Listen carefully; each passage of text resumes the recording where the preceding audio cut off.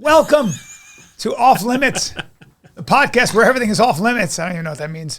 A little housekeeping. If you are anywhere in the Buffalo area of New York, I am doing stand-up November 7, 8, and 9.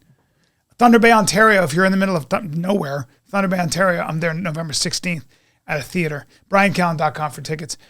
Ryan McBeth, I got you in here last minute.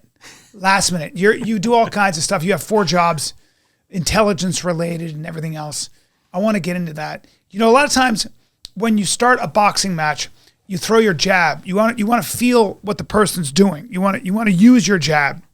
And I'm gonna throw a right hand lead out of nowhere because you said something as we were talking. You said the war in Ukraine is not about.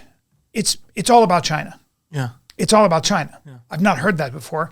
And when a man like you speaks, I listen. And when a man like you says it's all about China, I'd like to know more. So I want to start because you have this huge YouTube channel. What's your YouTube channel? Is it Ryan McBeth Programming. Yeah.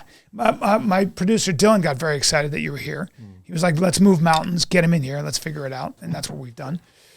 So as you drink your Woodford Reserve, like a man with steel ice cubes, like a man, and shame me for not drinking this early in the day. Why is the war in Ukraine all about China? So if you take a look at a country like Ukraine, one of the things that we're doing in Ukraine is we're testing out a lot of weapon systems that have never been tested before. HIMARS is one example of that. Never been tested under those conditions.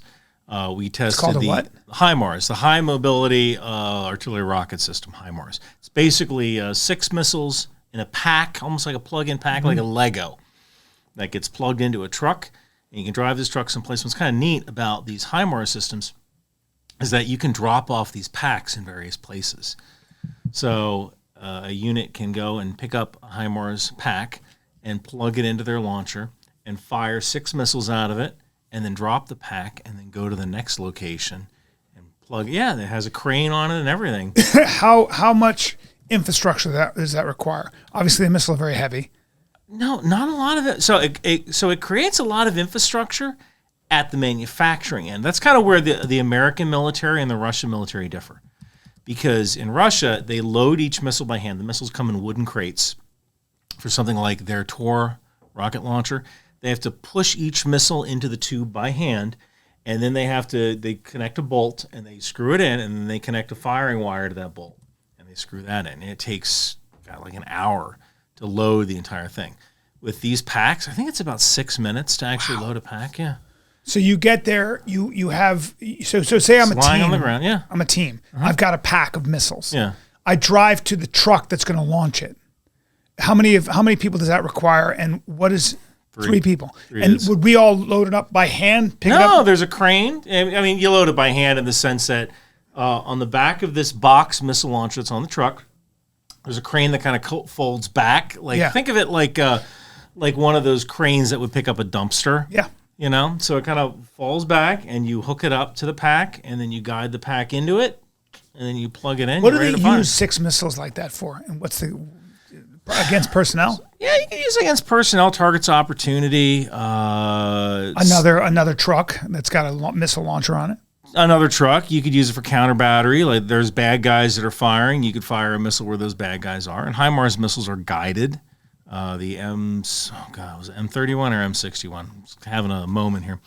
I think it was the M31. These missiles are guided via GPS and inertial guidance. So let's say you find out that there's a Russian commander in a tent somewhere. You can fire one of these weapons and they'll go right after the tent. In fact, there was this thing called, there was essentially a small diameter bomb that you actually could fit in one of these units. And it actually didn't work that well, but the idea was that, let's say this Woodford Reserve bottle is a mountain, and your HIMARS launcher is behind the mountain, and the target is the bottle cap right here. Well, let's say the bottle cap is close to the mountain. You could theoretically fire one of these missiles. The missile would fall away. The glide fins for the bomb would pop out, and it would glide around the mountain and then down. So it would actually go behind the mountain. I'm so glad I'm not in that war because you're going to die. You are. You're going to fucking die. You are. It's a drone war. It's it's pretty bad. And you can just imagine, the buzzing of drones constantly coming after you. Jesus. But I say this is about China because we're constantly learning what kind of weapon systems are working, what weapon systems are working well, what weapon systems aren't working. We're getting all sorts of telemetry information from the Patriot missile in combat conditions, shooting down theater ballistic missiles that are coming in, even shooting at Russian aircraft. We're seeing how the Russian aircraft perform. We're learning all this information. And we can use that in a future fight against China, which is probably coming in 2027 in either October or 2028 in April, because those are the two windows they have. You think China and the United States are going to have a proxy war or a direct? Probably a direct conflict. A direct conflict? Yeah, by 2027. Over Taiwan? 2028, over Taiwan, yeah. Really? And if we don't support Ukraine now, China is watching, and they're going, wait a minute. Ukraine is essentially one rail stop away from Poland, right? They have a railroad connecting Poland and Ukraine. It's very easy to logistically supply Ukraine. It's trivial to supply Ukraine logistically. But Taiwan is 6,300 miles away from everything but China. So if we want to... So our Navy is what has to do it all. Our Navy has to do it all. It's called the tyranny of distance. We have to get 6,300 miles with all of our stuff. And if we give up on Ukraine, China's going to go, we just got to stick it out for long enough. Just got to stick it out for long and they'll enough. give up. And that's what will happen. And that's why I think there is a right-wing contingent in this country that seems to think we should... There are a lot of these conspiracy theories around Ukraine, and we should pull out of Ukraine. And it's like, hold on, guys. That is highly irresponsible, and for this exact reason. It emboldens China. And China's what we should be worried about. We should be worried about China. We should be very worried about China. I mean, do you... Look, if China takes Taiwan... They will control 90% of the advanced microchip production on the planet. Wasn't the CHIPS Act sort of a measure to counteract that? I mean, but you still got to get it online, which takes 10 years. It takes a while, yeah. and it's not just that. It's the brain trust. One of the big problems here in the U.S. and I work one of the 4 jobs I have is with Aeromed Lab, and we have trouble finding American-made drones because we can't use any Chinese components in our drones. So, and China is where you get the motors. Like we can 3D print bodies, we can carbon fiber out propellers. But China has not only all of the manufacturing for this stuff, but they also have all the knowledge to build small drones cheaply. We don't. Really? Yeah. Really? Yeah. Wow. Well, go to a store. I was about to say go to Radio Shack. I'm sure Radio Shack still exists somewhere, but.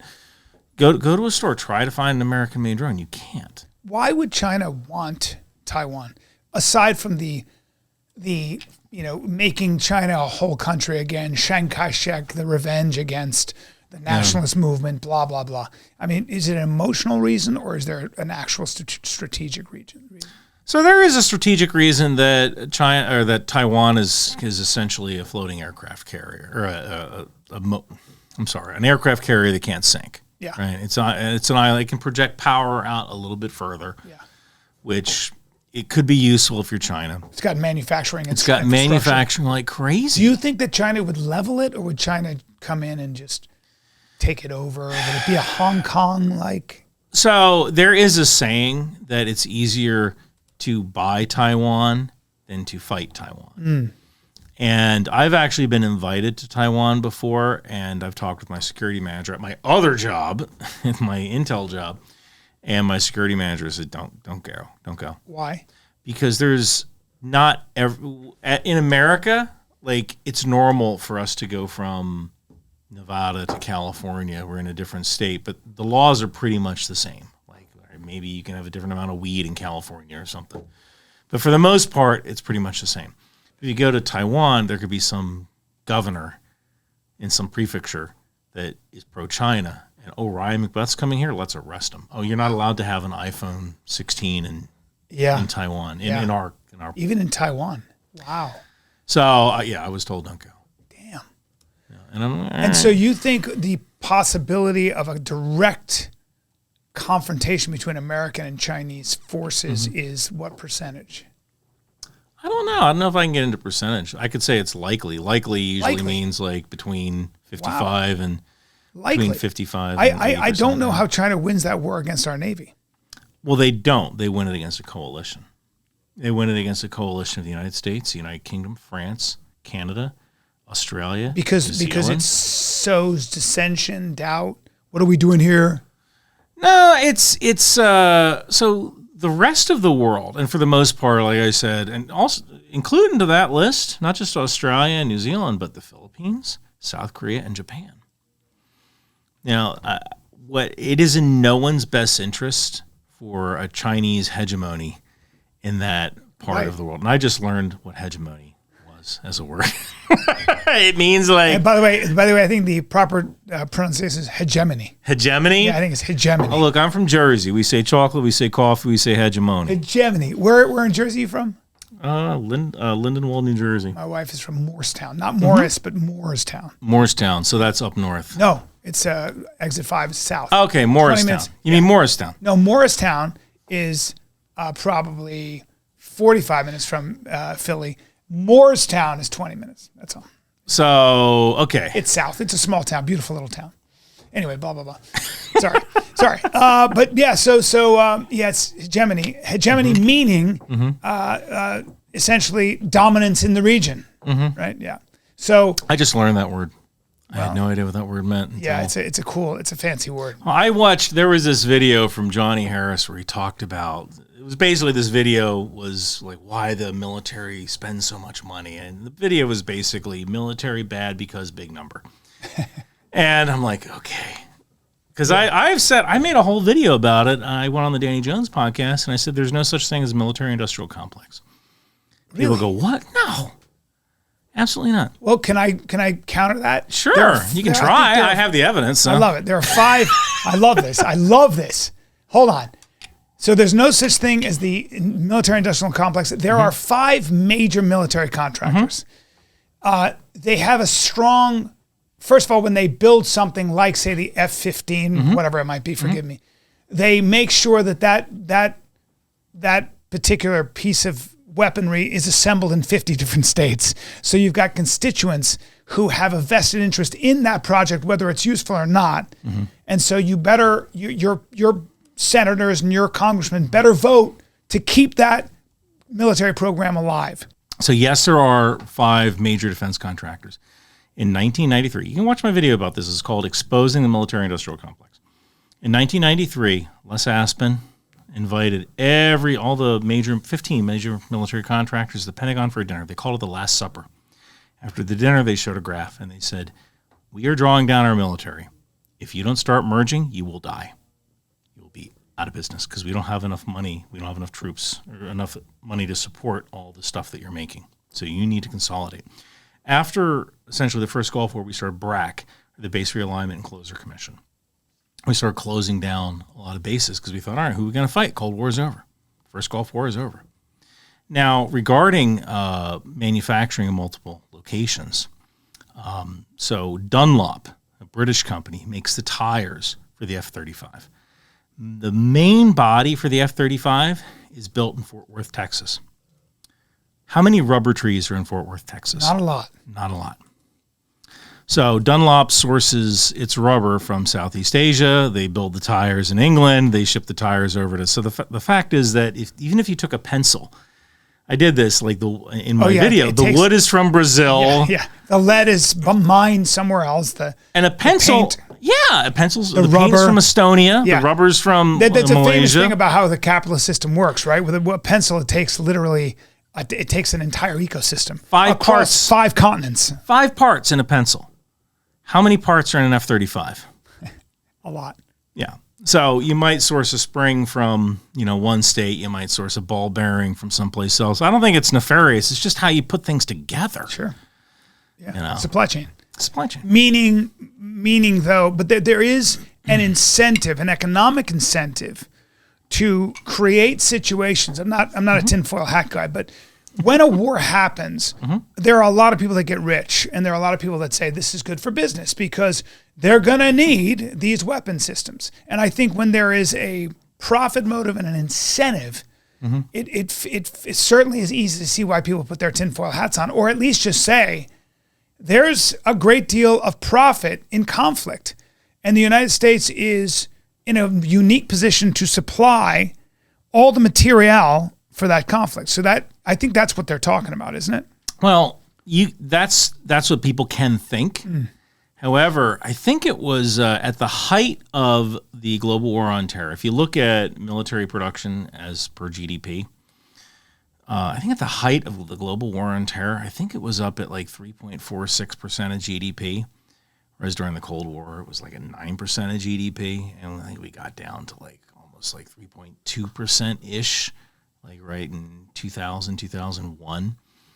So if you look at spending as a percentage of GDP, it's actually been falling. It's actually fallen off quite a bit. And if you look at profit, I actually did the math on this for a video where I talked about how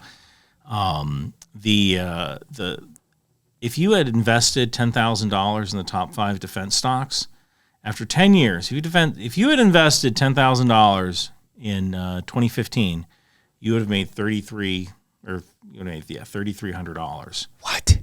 $33,000. I'm sorry. You would have made $33,000 after 10 years in defense stocks. So if I had invested $5,000, $10,000 in the top 5 defense stocks, you would have made $33,000. I would have thought it would be much more than that. If you had invested in the top 5 tech stocks, Amazon, Facebook, Google, you would have made $105,000. I can show you the PDF. Like it's no, and take a wild guess. I'm actually trying to do this off the top of my head, but the top 5 defense contractors, which would be Boeing, Lockheed Martin, RTX, which is Raytheon, Northrop Grumman, and did I say Lockheed Martin? Yeah. So you take those top 5 defense contractors, they made less than Procter and Gamble. Yeah, Procter and Gamble they made like 14. Boeing lost money, but a lot of that's because of their. So I want to reiterate this and hear this again. So if I had taken $10,000, 10 years later, if I'd invested in the top 5 tech stocks, I'd have $105,000. Correct. If I had taken that $10,000 and invested in the 5 defense contractors across the board in an index fund or whatever, in 10 years, I would have just $33,000. Yeah. And if you had done it in the S&P, it would have been like 35. That's the clip. 35,000. It would have been 35,000 if you put it in the S&P. Yeah. So defense contractors are not as profitable as we thought. Not even close. Why? Well, think about it. Like, can I sell you an F-35? No. But I can sell you diapers. Yeah. You know, when you have like these programs, like don't forget, like, if you're selling something like an aircraft, you're bidding with multiple other companies to produce this thing. I believe it was, so Lockheed Martin got the contract for the F-35, and I think it was Northrop Grumman that countered with the, oh my God, I can't remember the darn name. I want to say the YF-34 or something like that, or YF-30. I can't remember the darn name of the other aircraft. But they countered with it, and supposedly, like, that aircraft was actually better, but it didn't quite, like, it wasn't as cost effective as the other aircraft, so Lockheed Martin won the contract with the F-35. I think it was the YF-34, which is what Northrop Grumman made. And look, they lost out. Like, how many millions did they spend developing this thing, which now no one's going to use? Bell Textron has this aircraft called the Scorpion. Makes total sense for the National Guard to fly this thing. Makes absolute sense because the Scorpion, it's like this fixed-wing tandem aircraft, meaning the pilot and co-pilot sit in both seats. It has a FLIR sensor on the bottom, forward-looking infrared sensor in a ball.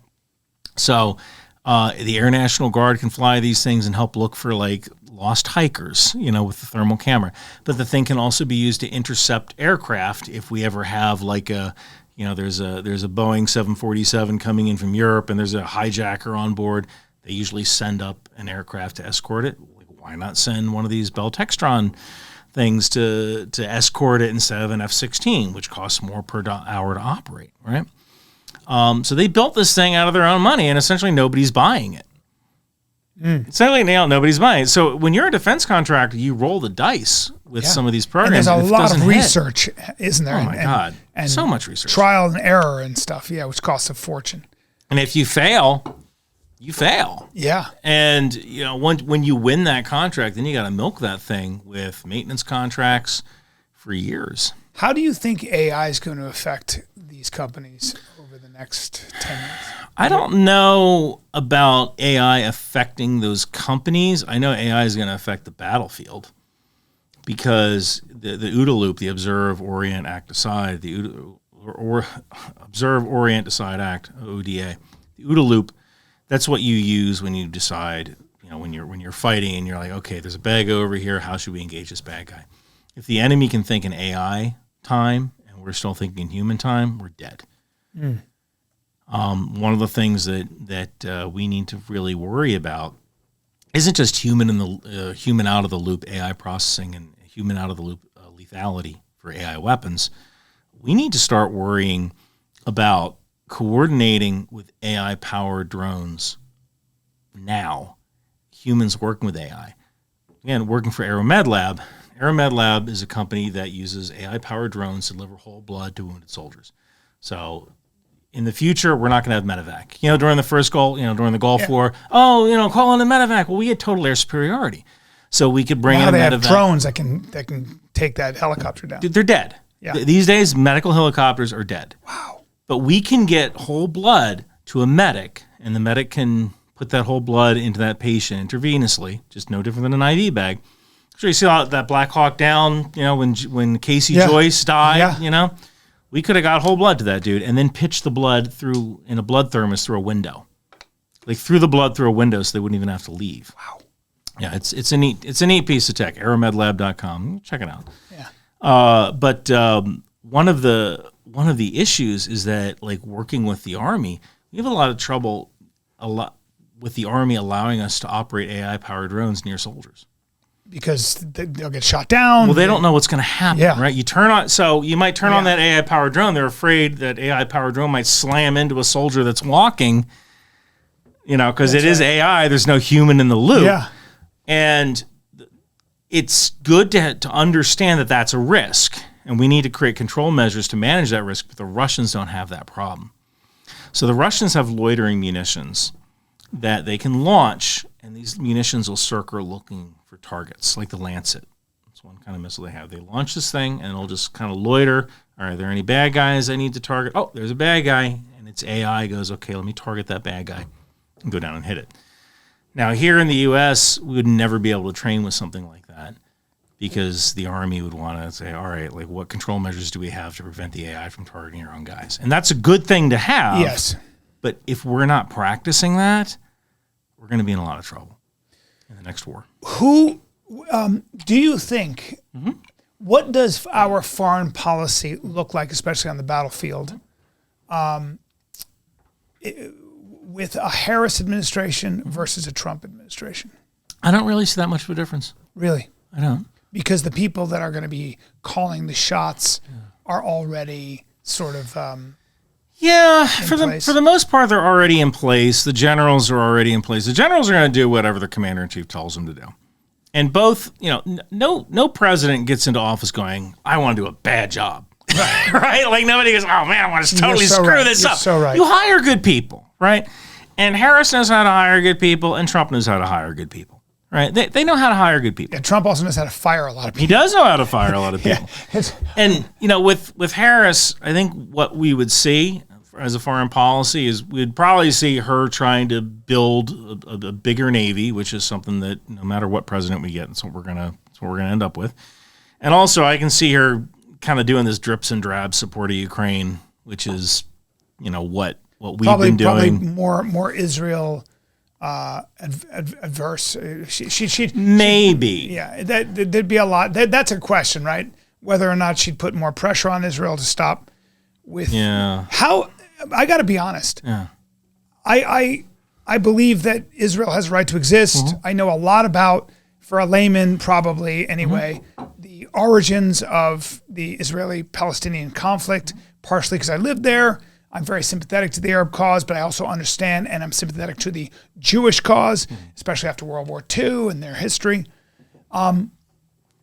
Again, you kind of have understanding and pity for both sides in a lot of ways, because it's a rock and a hard place. The great saying that this is an area of the world where people had to forfeit who they could be for who they have to be. Many times, if you don't embrace the angels of your darker nature or do what is pragmatic and comes down to physics, you're going to die. So blah, blah, blah. How bad have you followed how bad it looks to me like Gaza has been actually leveled? It looks to me like 60 or 70% has literally been leveled. And you have civilians who are dying because they're not getting food or medical aid or anything. And I mean a lot of them, and are being deliberately killed. Is that true? I think about 70% or so of Gaza has been destroyed. It's going to take about 15 years to rebuild the entire country. Now, I don't think that Israel is intentionally withholding food. I think one of the problems they have is criminal gangs. And so it's not just, so people think that Hamas is the hokey pokey. Hamas is not the hokey pokey. They got Islamic Jihad, they have other organizations, and they have just standard straight up criminal gangs. Cigarettes are a big thing there right now. Like if you want to smoke, you better go to an area that's like underground, because if someone sees you smoking, they're going to kill you and take your cigarettes. Really? Yeah, cigarettes are going for like $15 a cigarette right now. It's pretty bad. But one of the issues is that, and I mentioned this like a year ago, that we need to create a Tahrir militia, like a martyrs militia, made up of Palestinians who would fight on Israelis. On the Israeli side, which people say, oh, Ryan, you're an idiot. They'll never do that. I mean, let's give it a shot. We worked in Iraq with the Sons of Iraq. Have this people's militia to reestablish order. One of the big issues is that Israel they have trouble logistically getting supplies into people that need it. And they are giving it that old college try. But if your trucks start getting overrun by gangs or people, like they literally people out. But they have nowhere to live. They're living in hollowed out buildings. It sucks. It's the worst. And it also, it seems to me that they are, not only are they dying, children are dying. Mm-hmm. I'm just shocked. I really am. I think the proportionality here what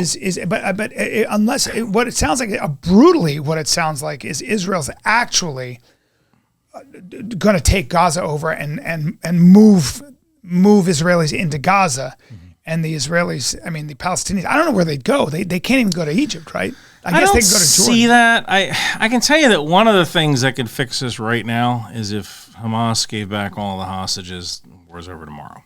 Right, Netanyahu loses all of his support. Yeah, but they might all be dead and underground in tunnels. That's true. That could be the case. And I don't know if anybody knows where they are. Yahya Sinwar is dead. Well, most of Hamas is dead. One of the big issues, and I've mentioned this before, is that at some point someone's going to want a chair when the music stops. So if you're Islamic Jihad, let me go get this hostage from Hamas. And now I have a bargaining chip for when the music stops, because the music's going to stop. So now I'm fighting Hamas to get a hostage, and maybe that hostage gets killed during the fighting, because they want that bargaining chip, right? So it is possible. It is possible that a lot of those hostages might be dead. That could be a possibility. And then I don't know how you move forward from that. Like, I don't know how you confirm, because it could be the simple situation that the jailers who kept these people prisoner are dead too. Yeah.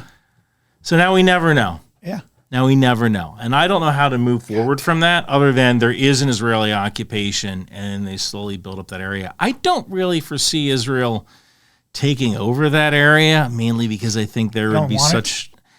I don't know where you put... Yeah, honestly, I look at Gaza, that place could be a freaking paradise. It pisses me off so much. It could be a paradise.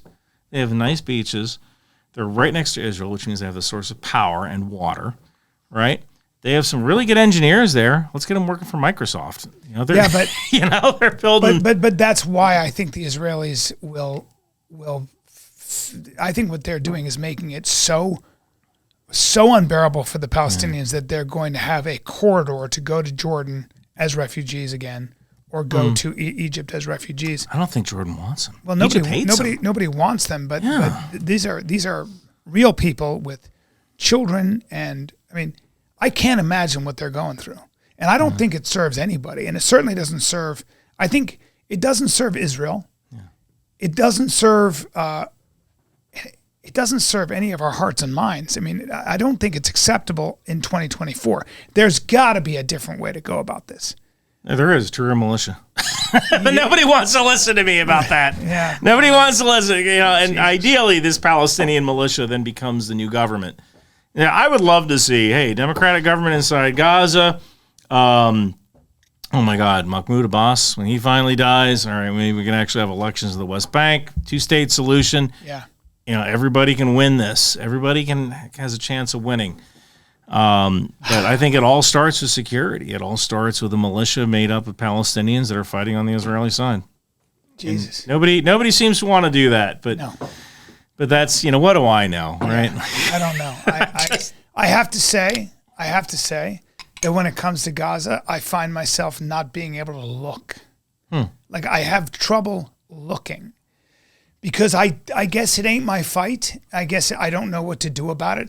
I guess I realize that there's nothing I can say that's going to change this situation in any way. I can talk about Taiwan and China. I can talk about Ukraine and Russia. I just... You have a kid.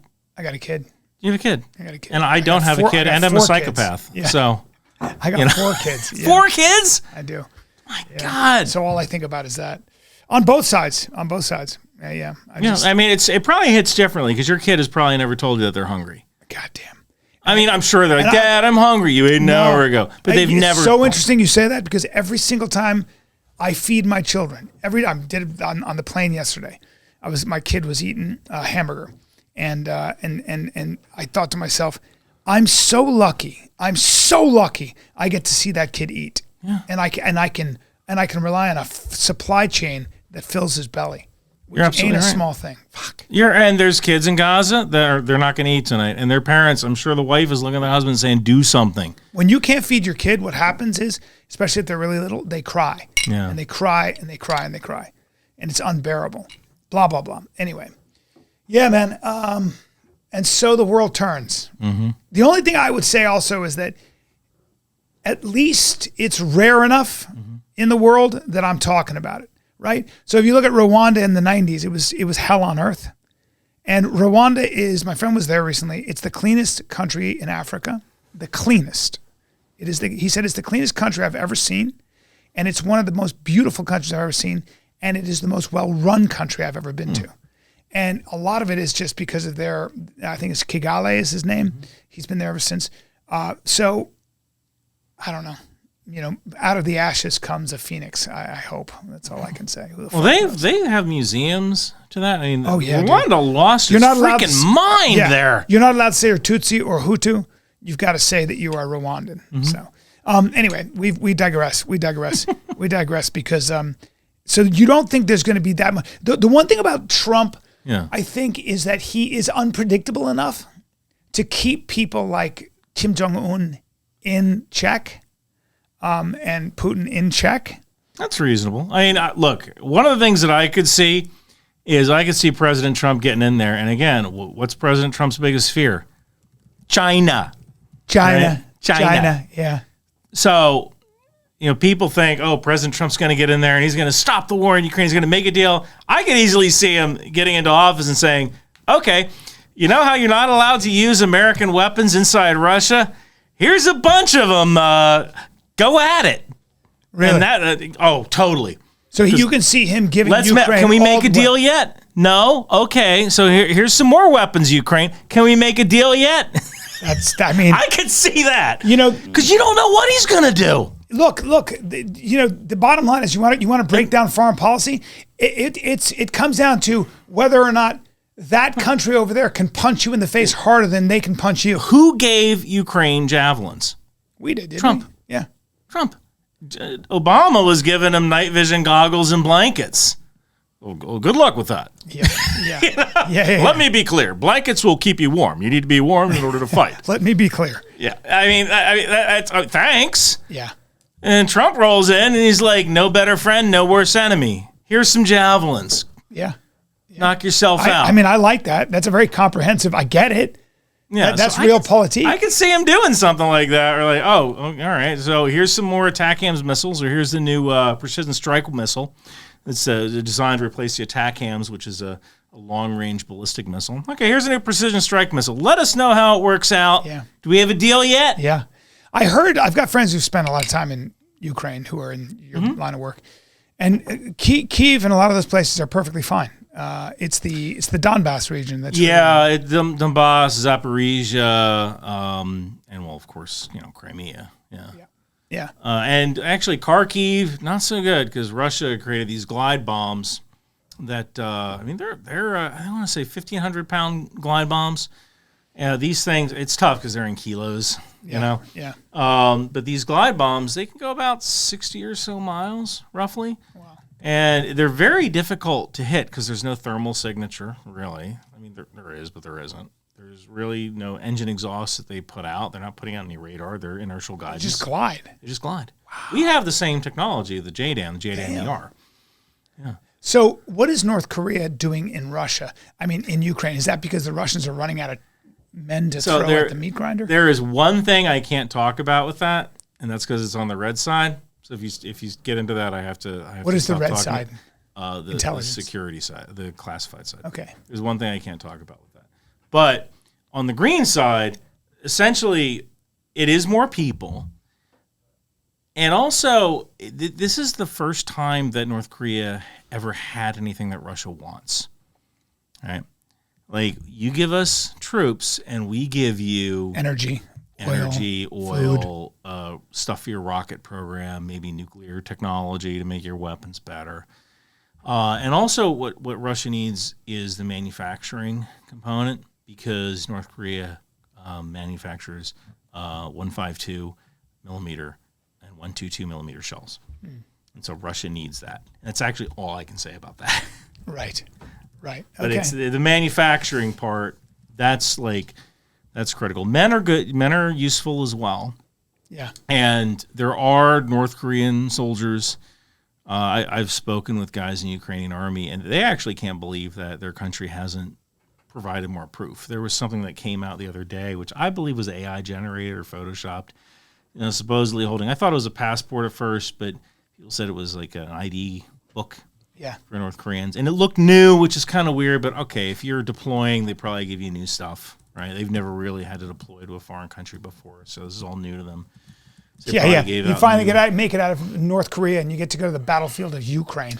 Well, I got to tell you, I think these are hard men.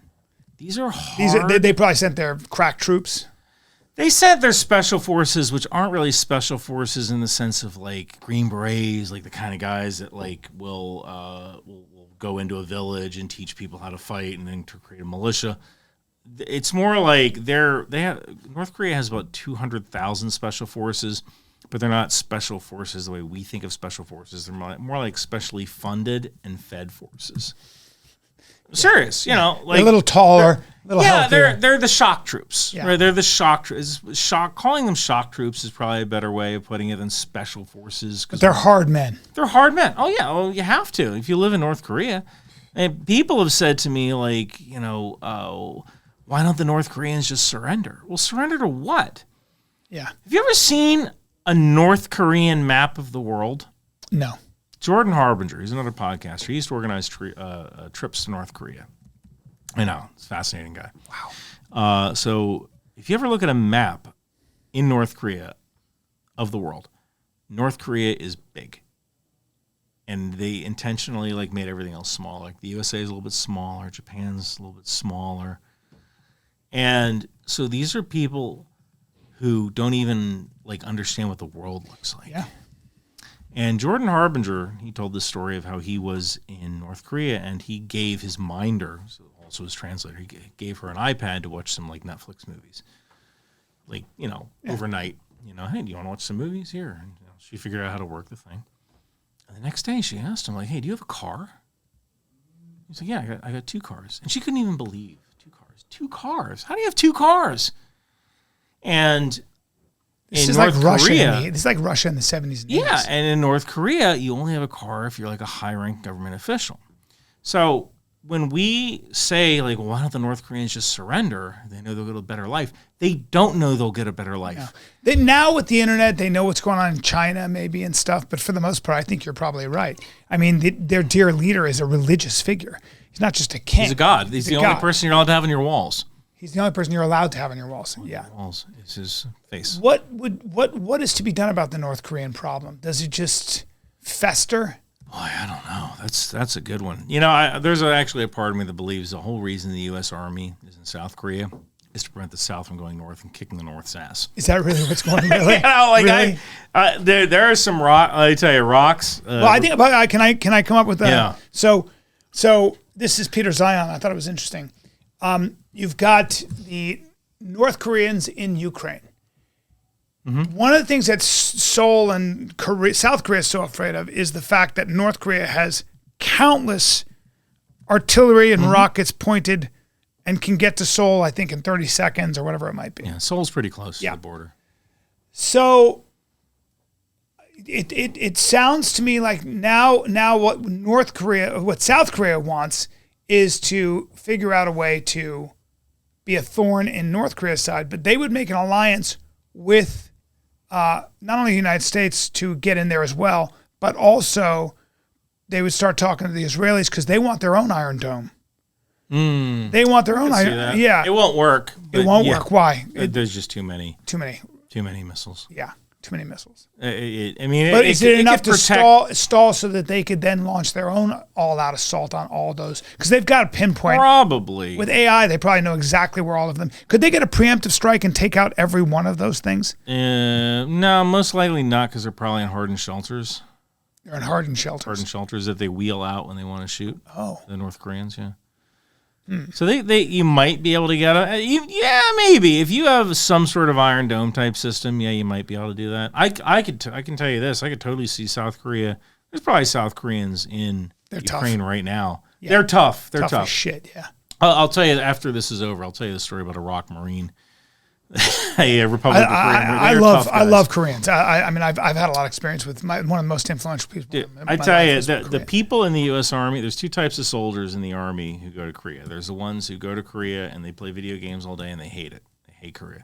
And there's the dudes that actually go out among the people and learn a little Korean and go on tours and like meet people and go to bars.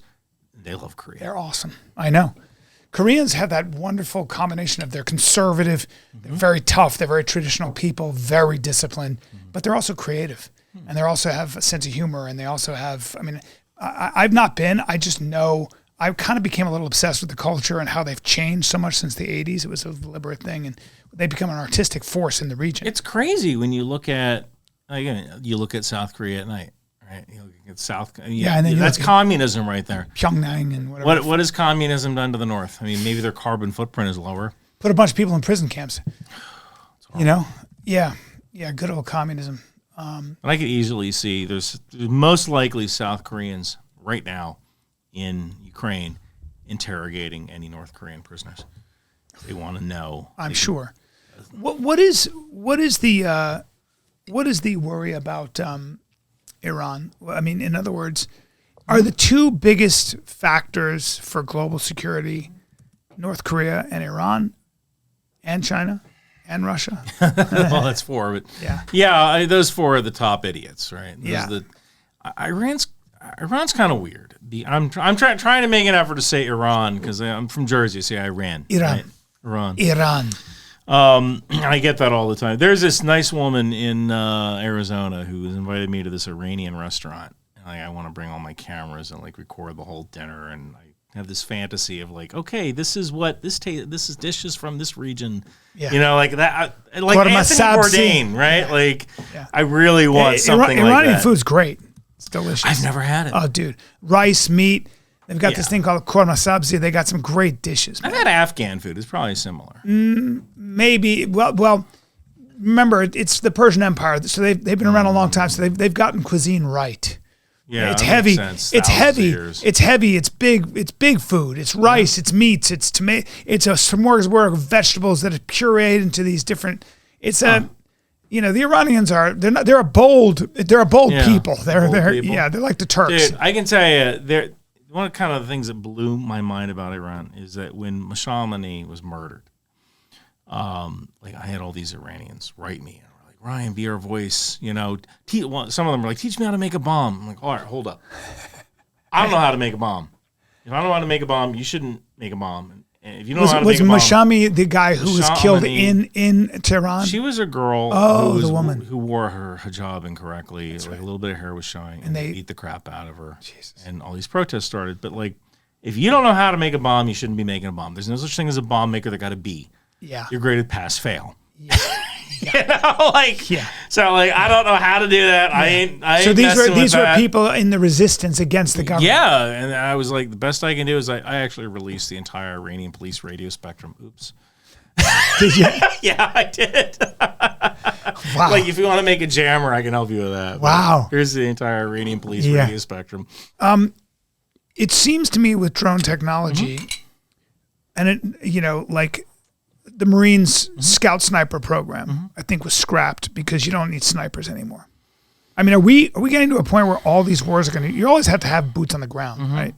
But for the most part, so much of this is going to be done from the air. I think the Marines kind of got away from the Scout Sniper program because what they found was that 90% of the time, the snipers are scouting, not sniping. In LSCO, large-scale combat operations, 99% of the time you're being spooky and you're calling in artillery. Yeah. Whereas in COIN, counterinsurgency operations, that's when you're dropping bodies. That's when you're Chris Kyle, right? Right. American sniper dropping bodies. So LSCO is about being spooky and calling artillery. COIN is about killing. So I think the Marines, they kind of see that we're going more toward a war in the Pacific where you're going to have individual units in the Marine Corps on islands in the Pacific and I hear, and they have a term for it. Any sensor, any decider, any shooter. What is a Marine with a pair of binoculars? They are a sensor. And so that Marine with a pair of binoculars can see a Chinese ship and he can call an Australian airborne control center and say, hey, I see a Chinese ship. Here's the grid. And the Australian Airborne Control Center finds the closest missile platform that can affect that target. So they find the closest effector, and they call that effector. It could be, let's say, a Filipino HIMARS launcher. They say to that effector, I want you to fire at a target at this location. The effector might not even know what they're shooting at. You say, here's the grid, here's what load you need, fire. Find the most survivable and effective effector and tell them to fire. So I think the Marine Corps is so good at innovating. They're the ones. Are they really? God, yeah. Huh. I mean, look, the Marine Corps, they came up with the Higgins boat. What is the Higgins boat? The little landing craft with the ramp that drops. Marine Corps was the first to come up with close air support, vertical envelopment, using helicopters flying off of ships to get troops to shore. The Marine Corps saw the Harrier. That jump jet, British Harrier, was like, oh, wow, this thing could actually be pretty darn useful because now we could put these Harriers on troop ships, like amphibious assault craft. We could fly them out of there, and now Marines have an air wing that can give them close air support. How does the deep state, which is a term that's kind of, just sounds, I don't either. I don't believe there's this coordinated deep state that's controlling everything. I think there are people I'm who still waiting for my paycheck. I would like to know the charge code. Yeah, there are a lot of bureaucrats. There are people who are specialized in different things, and I don't think they're necessarily talking to each other. But how does our intelligence apparatus, CIA and stuff like that? Obviously, they have analysis. They have intel on the ground, human. They probably have their paramilitary teams that do probably the equivalent of what Delta and SEAL Team 6 does. Is that fair? Probably with different kinds of objectives in mind. But yeah. I know the United States has a robust assassination program like the Israelis, I would imagine. I think that's legal now, or at least assassination might be a strong word, targeted killing, as a lot of euphemisms. I wouldn't know much about that. Yeah, of course you wouldn't. But what I'm saying is that what is the marriage between our intelligence community and our military community? Does the intelligence community do all the work, then report to our civilian government, the executive branch, and then does the executive branch make its military decisions based on that? How does this work? So the military has their own intelligence Yeah. capabilities, and there are some things that are shared. I mean, DIA, Defense Intelligence Agency, do a lot of the military stuff. CIA is more geared towards, I guess in some ways, cyber intelligence, but also more geared towards the traditional spy versus spy, human intelligence kind of thing. So that information is getting filtered into the decision makers, and military information is getting filtered into the military and can also go to the decision makers as well. So I'd like to say that we work together. We're all on the same team and work together. Yeah. Although there is actually there's some conflict when it comes to things like 0 days. I don't know if you know what a 0 day is. So when it comes to I'm a Cybint guy. Right, human intelligence is great. That's fantastic. Your cyber intelligence. Yeah. So, like, if I say to someone, and this is the thing that I usually point out, like when it comes to people say, "Oh, cyber intelligence will never replace human intelligence." Do you watch pornography? Mm-hmm. Oh shoot! All right. Well, you're supposed to say no. I actually don't. Okay. Very rarely, because it just doesn't do it for me. But that's not because I'm a Puritan. The main reason I don't watch porn is it somehow doesn't turn me on. I just see damage. I don't see people turned on. So that would be my first question. Do you watch pornography? No. Yeah. Can I see your browser history? Exactly. You could, with my case. And the fact is that when today we tell Google things we won't even tell our wives. That's right. Right? That's right. So if I can get on your computer, I can learn everything about you. Yep. Not only where you've been, but, oh, you like this kind of pasta sauce. Oh, you're cooking this kind of meal tonight. Oh, you've been looking at cars. Mm-hmm. I could ask you, you've been looking at cars? No, I don't really want a car. But, you're looking at cars, right? So it's almost like our phones have become our actual consciousness because it becomes a reflection of what we've actually been thinking about. And you could probably predict some's behavior using. Oh God, yeah.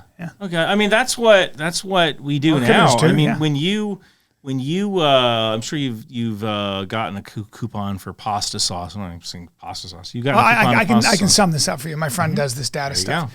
They can tell if a woman is pregnant before she knows she's pregnant based on her buying and search habits.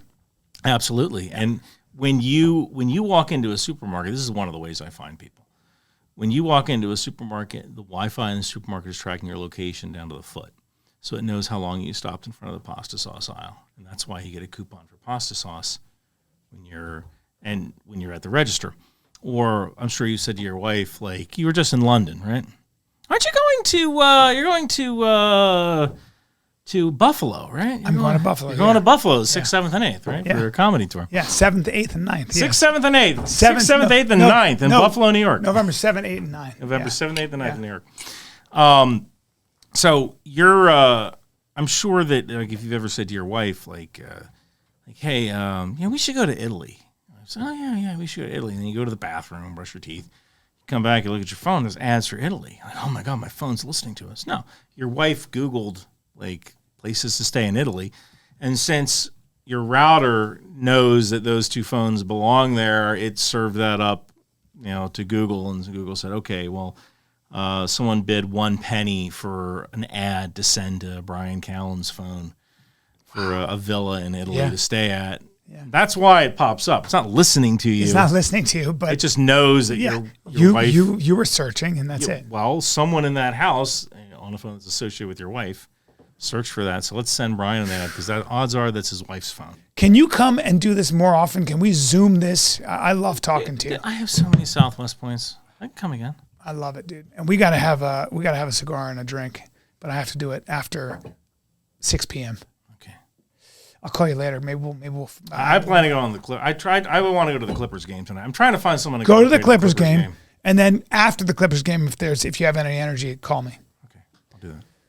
Ryan McBeth, you're a scholar, a gentleman, and a quiet assassin, and I appreciate you. Thank you so much for having me on the show. So much fun.